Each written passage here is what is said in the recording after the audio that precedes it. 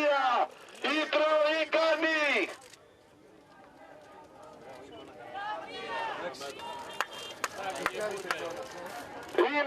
εργαζόμενοι! Θα επιστρέφουμε στα σωματεία μας και θα καίμε συμβολή.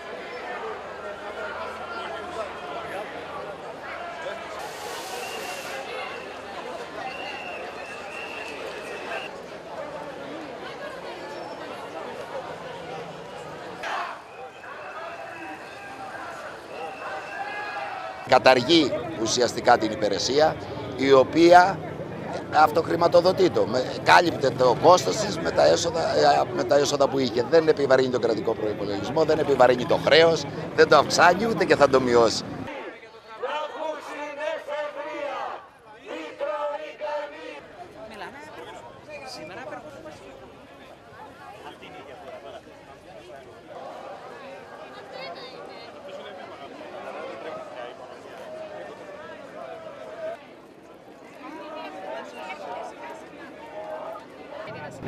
Η κυβέρνηση επιχειρεί να τρομοκρατήσει τους εργαζόμενους με το θεσμό της εργασιακής εφεδρείας, με συγχωνεύσεις οργανισμών, με καταργήσεις οργανισμών. Εμείς είμαστε εδώ για να υπερασπιστούμε το κοινωνικό αγαθό που ονομάζεται πολιτισμός. Το κοινωνικό αγαθό που πλήττεται με υποχρηματοδότηση, με απολύσεις συμβασιούχων, με απολύσεις εργαζομένων.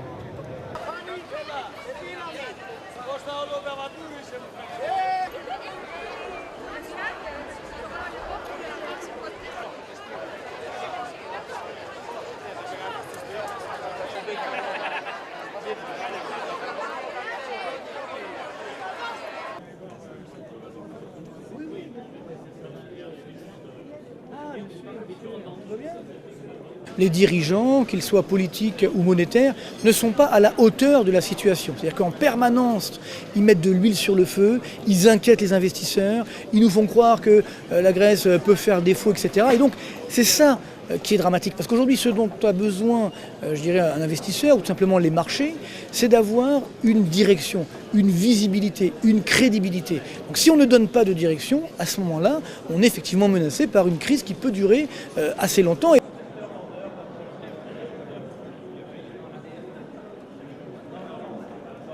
Donc le vrai enjeu aujourd'hui, il est que si d'un côté on veut faire de la rigueur bête et méchante en augmentant les impôts, ça va encore plus casser la croissance.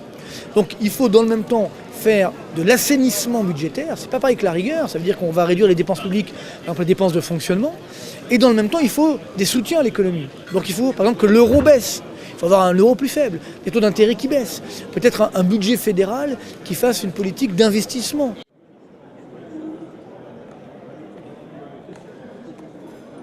Donc soit avec cette crise, on fait un vrai choc vers plus de fédéralisme et on sort de la zone euro, soit on continue de rester chacun dans son coin, et là la zone euro est menacée dans son existence. On est tout prêt, donc ça c'est bien, votre bureau est là. Parfait, parfait, c'est génial. Eu cancelei a ordem, não foi, Silva? Confirma lá aí nas BES. Qual ordem?